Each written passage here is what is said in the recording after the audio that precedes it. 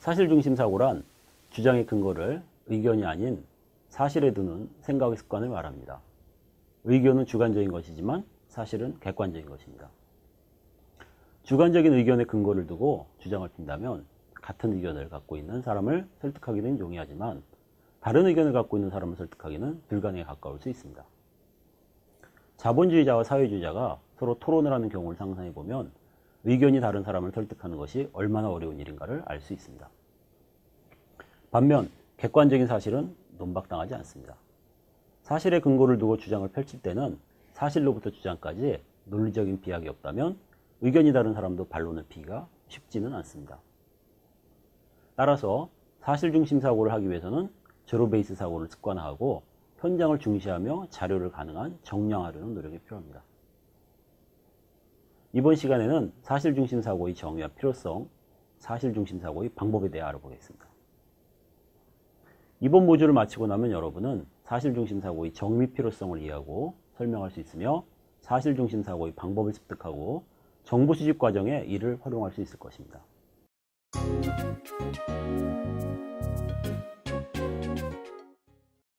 안녕하세요.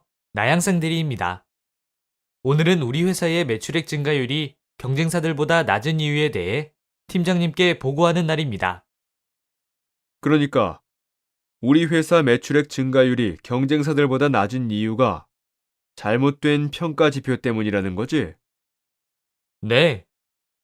그것 때문만은 아니지만 이유 중에 하나인 것은 맞습니다. 그렇게 생각하는 근거는? 5년간 경쟁사들과의 매출액 변화 추이를 보면 3개 군으로 분류할 수 있다고 봅니다. 첫 번째 군은 매출액 상승폭이 매우 가파른 경쟁사들로서 A, B사가 여기에 해당합니다. 두 번째 군은 첫 번째 군만큼은 아니지만 역시 매출액 상승폭이 크다고 볼 수 있는 경쟁사들로서 C, D, E, F가 속합니다. 마지막 세 번째 군은 저희 회사와 나머지 두 개사로서 매출액 상승폭이 매우 작다고 할 수 있습니다. 결과적으로 5년 전에는 서로 비슷했던 1인당 매출액이 지금은 꽤 큰 폭으로 벌어졌습니다. 그래서 세 개 군의 매출액 상승폭이 차이나는 이유를 몇 가지 가설을 수립한 후 검증해 보았습니다. 검증 결과 세 가지로 요약되었는데 그 중에 하나가 잘못된 평가 지표였습니다. 그러니까 시간이 지나면서 매출액 상승폭이 큰 회사일수록 중장기 평가 지표를 많이 활용한다는 것인가? 네, 보시다시피 A사는 단기 평가 지표와 중장기 평가 지표의 개수가 동일한 것을 확인할 수 있습니다. B사도 단기 평가 지표가 중장기 평가 지표보다는 많지만 그래도 다른 경쟁사들과 비교하면 중장기 평가 지표를 많이 활용하고 있습니다. 반면 우리 회사와 같은 군에 속해 있는 회사들을 보면 중장기 평가 지표를 거의 활용하고 있지 않은 것을 확인할 수 있습니다. 우리 회사도 하나의 중장기 평가 지표만을 활용할 뿐 나머지는 모두 단기 평가 지표입니다. 그러다 보니 단기 성장을 위해 자원들을 너무 많이 소모하고 결과적으로 중장기 성장 동력이 없어지는 부작용을 낳는다고 볼 수 있습니다. 나대리 훌륭해. 자료 수집하고 분석하기가 쉽지 않았을 텐데. 근데 여기 있는 자료들 팩트 맞지? 어떻게 수집한 건지 설명해 줄 수 있을까? 앞의 사례에서 보면 김 팀장은 나대리의 보고를 듣고 큰 만족감을 드러냅니다. 그렇지만 마지막으로 한 가지 검토하는 것을 잊지 않고 있습니다. 자료가 팩트인지를 물으며 자료를 수집한 방법을 묻고 있습니다. 김 팀장이 나대리의 보고서를 사내에 공개하면 다양한 반응이 있을 것입니다. 훌륭한 보고였다는 칭찬의 소리도 있겠지만 부정적인 소리도 있을 건데요. 그중 하나는 본인들이 알고 있는 사실과는 다르다는 의견일 수 있습니다. 이러한 의견에 대해 정확하게 논박하지 못하면 나대리의 주장은 설득력을 잃을 수 있습니다. 김 팀장이 마지막에 자료의 사실 여부를 검증하려고 하는 이유가 여기에 있습니다.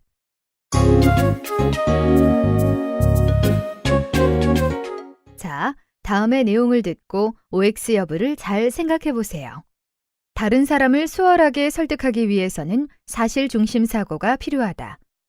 경험 많은 선배의 말과 현장의 데이터가 서로 상충할 때는 경험 많은 선배의 말을 우선은 존중해야 한다. 사실 중심 사고를 위해 모든 정보를 정량화해야 한다. 어떠신가요? 답이 무엇인지 알쏭달쏭 하신가요? 이번 시간에 학습을 마치면 이 질문에 대한 답을 찾을 수 있을 것입니다. 그럼 본격적으로 학습을 시작해 볼까요?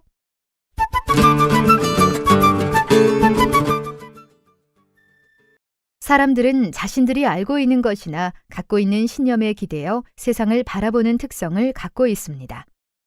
그러나 우리가 알고 있는 것 중에서는 잘못된 것이 의외로 많습니다. 또한 본인의 신념은 자칫 잘못하다가는 선입견이나 편견이 될 수도 있습니다. 결국 잘못된 것을 잘못된 것인지도 모른 채 사실로 인식하는 경우가 많다는 것이지요. 사실 중심 사고란 사실에 근거해서 자기의 주장을 펼치는 생각의 습관입니다. 알지 못한 새로운 사실을 인지할 때 그것이 사실인지를 다방면의 시각에서 검토해 보아야 합니다. 기존에 알고 있다고 생각하는 것도 사실인지 여부를 제로 베이스에서 다시 한번 생각해 보아야 합니다. 사실은 객관적입니다. 의견은 주관적입니다. 우리가 사실 중심 사고를 게을리한다면 우리는 잘못된 선입견과 편견을 가진 채 평생을 살아갈지도 모릅니다. 사실 중심 사고의 필요성 중 첫 번째로는 남이 아닌 나 자신을 설득하기 위한 것입니다. 스스로 설득된 사람은 그렇지 않은 사람에 비해 자신감 있게 자기의 주장을 펼칠 수 있습니다. 두 번째로는 다른 사람을 설득하기 위한 것입니다. 여러분은 사회적 이슈에 대한 의견이 대립하는 두 사람이 나와서 토론하는 TV 프로그램을 한 번쯤은 보신 적이 있을 것입니다. 각 의견을 대표하는 사람들인 만큼 치열한 논리 공방과 사실 공방이 이어져 팽팽한 대결 구도를 형성하는 경우가 많습니다.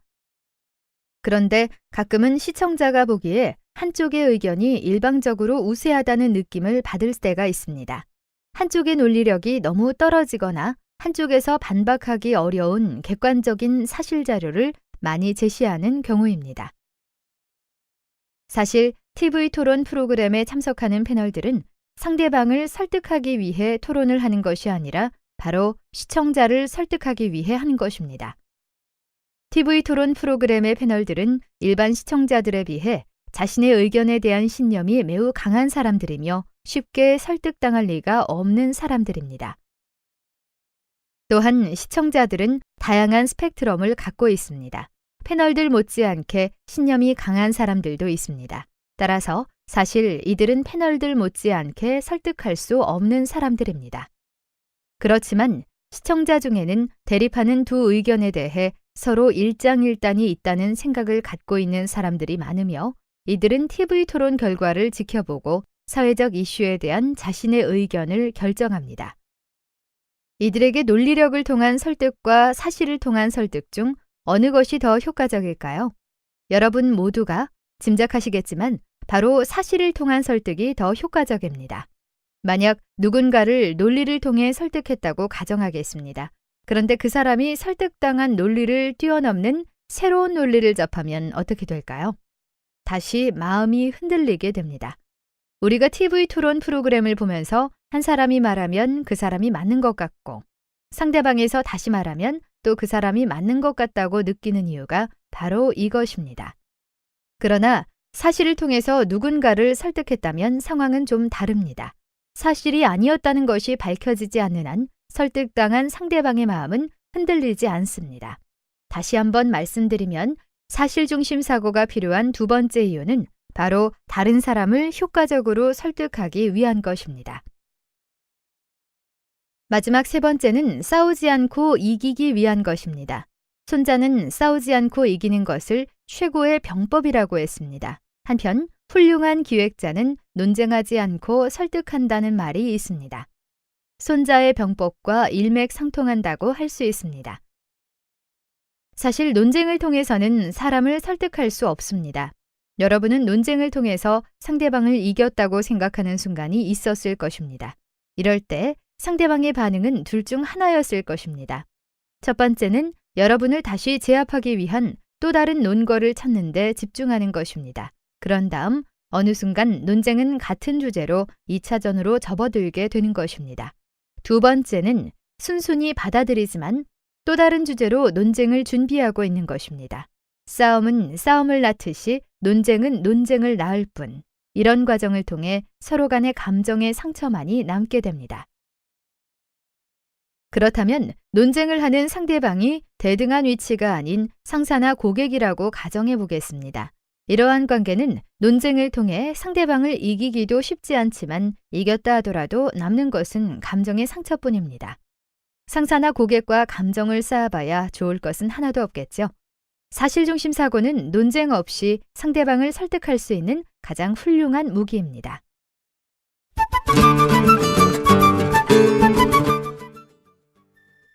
사실중심 사고를 위해서는 제로베이스 사고의 습관을 가지고 현장의 정보를 중시하며 정보를 가능한 정량화하려는 자세가 필요합니다. 우선 사실중심 사고를 위해 중요한 것은 제로베이스 사고의 습관입니다. 앞의 모듈에서 살펴보았던 가설지향 사고는 효율 효과적인 정보 수집을 위해서는 반드시 필요합니다. 그러나 가설지향 사고는 한 가지 단점이 있습니다. 가설을 너무 쉽게 믿은 나머지 모든 사실을 가설에 부합하게 해석할 수 있다는 것입니다.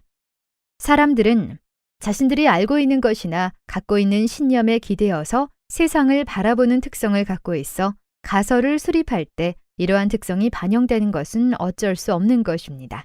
그런데 문제는 정보 수집 및 분석 과정에서도 이러한 특성이 그대로 이어질 수 있다는 것입니다. 수집한 정보를 해석하는 과정에서는 항상 가설이 잘못일 수도 있다는 생각을 갖고 있어야 합니다. 이럴 때는 잠시 가설을 읽는 것도 좋습니다. 우리가 찾은 정보가 줄 수 있는 시사점을 다양한 시각에서 도출해 본 후 가설을 입증하는데 한치의 의구심도 없는지를 판단해야 합니다.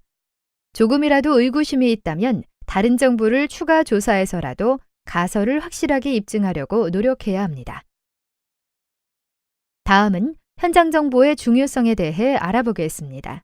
현재까지의 지식, 경험, 직관을 통해 가설을 수립하기 때문에 가설은 얼마든지 틀릴 수 있습니다. 그렇기에 검증을 하는 것입니다. 가설을 수립하는 과정에서는 혼자 할 때도 있지만 팀 또는 주변에 도움을 줄 수 있는 사람들과 같이 하는 경우가 많습니다. 이때 직급이 높거나 경험이 많은 사람들의 의견이 더 많이 반영되는 것은 어쩔 수 없는 일입니다. 문제는 현장에서 얻은 정보가 가설에 부합하지 않을 때 발생합니다. 직급이 높거나 경험이 많은 사람들의 의견이라는 이유로 현장에서 얻은 정보를 무시해버릴 때가 있기 때문입니다. 현장 정보가 항상 맞지 않을 수 있습니다. 그래서 추가 검증이 필요할 경우가 많습니다. 그러나 처음부터 무시하는 것은 맞지 않습니다. 현장의 정보와 수립한 가설이 맞지 않을 때는 일단 현장의 정보를 중시하는 태도가 필요합니다. 사실중심 사고의 세 번째 방법은 정보의 정량화입니다. 우리 회사는 경쟁사들에 비해 직원들의 평균 근속 연수가 짧다라는 말은 정성적 표현입니다. 특정 산업의 직원들 평균 근속 연수가 8.5년이라고 가정하겠습니다. A 회사의 평균 근속 연수는 7.5년이고 B 회사의 경우 4.2라고 한다면 두 회사 모두 경쟁사들에 비해 직원들의 평균 근속 연수가 짧은 것입니다. 그러나 A 회사와 B 회사는 문제의 심각도가 다르다고 할 수 있습니다. 어쩌면 A 회사는 문제가 아니라고 볼 수도 있습니다. 우리 회사는 경쟁사들에 비해 직원들의 평균 근속 연수가 짧다라는 정성적 표현으로는 사실을 제대로 표현할 수 없습니다. 정량적 표현이라야 제대로 사실을 확인할 수 있는 경우가 많습니다. 사실을 가능한 정량화하려고 노력해야 하는 이유입니다. 사실 중심 사고에도 단점이 있습니다. 현장의 정보를 중시하고 모든 정보를 정량화하다 보면 정보 수집 및 분석에 너무 많은 시간을 쓸 수 있다는 점입니다. 이러한 단점을 극복하기 위한 요령이 하나 있습니다. 힌트는 8분의 2의 법칙에 있습니다. 이탈리아의 경제학자 빌프레도 파레토는 이탈리아 인구의 20%가 이탈리아 전체 부의 80%를 가지고 있다고 주장했습니다. 조셉 M. 주라는 이러한 파레토의 주장을 경영학에 도입하였습니다. 현재 8분의 2의 법칙은 전체 결과의 80%가 전체 원인의 20%에서 일어나는 현상을 가리키는 것으로 사용되고 있습니다. 예를 들어 20%의 고객이 백화점 전체 매출의 80%를 차지하는 것입니다. 8분의 2의 법칙이 업무에 적용된다면 성과의 80%는 근무 시간 중 집중력을 발휘한 20%의 시간에 이루어진다고 할 수 있습니다. 투입한 시간의 20% 안에 80%의 정보를 수집한다고 할 수 있습니다. 이를 역으로 생각하면 수집할 정보의 양을 줄이면 정보 수집에 소요되는 시간을 많이 절약할 수 있는 것입니다. 문제는 수집할 정보의 양을 어떻게 줄이느냐는 것입니다. 정보 수집의 필요성이 높은 것과 필요성이 높지 않은 것을 구별하면 됩니다. 정보 수집의 필요성이 높다면 아무리 많은 시간과 노력이 투입되더라도 반드시 수집해야 합니다. 반면 필요성이 높지 않다면 경우에 따라서 정보 수집을 하지 않아도 된다는 것입니다. 상대방이 뻔히 알고 있거나 쉽게 동의할 수 있는 내용을 주장할 때는 정보 수집의 필요성이 높지 않은 경우라 할 수 있습니다. 이때는 정보 수집을 하지 않거나 최소한의 정보만을 수집하면 됩니다. 반면 상대방이 잘 알지 못하거나 상대방이 기존에 알고 있는 것과는 다른 주장을 할 때는 정보 수집의 필요성이 높은 경우라 할 수 있습니다. 이때는 제대로 된 정보 수집에 많은 시간과 노력을 투입해야 합니다.